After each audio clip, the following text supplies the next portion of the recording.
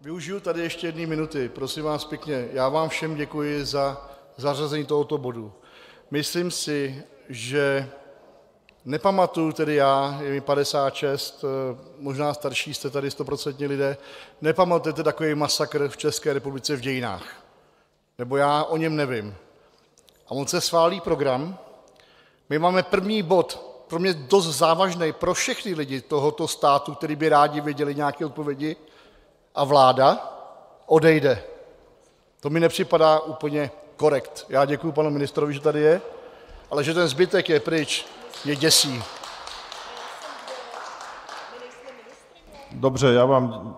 Se omlouvám, děkuji paní Černochové a paní Langšádlové, jsou tady 3 z vlády. Já když jsem tady, neodpustím si jednu věc.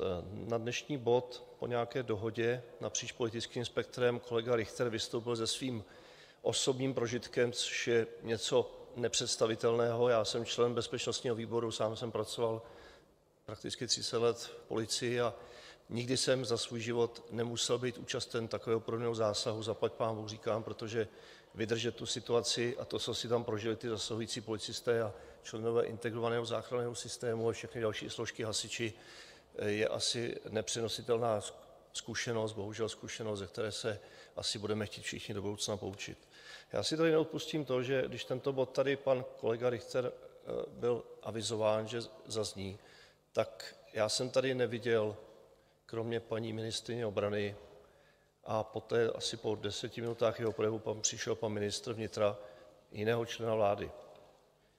Domnívám se, že to je nedůstojné té situace, té tragické situace, a nezlobte se na mě, kolegové z pravé strany spektra, když potom jsme hlasovali o programu této schůze, tak vlastně najednou byl plný sál.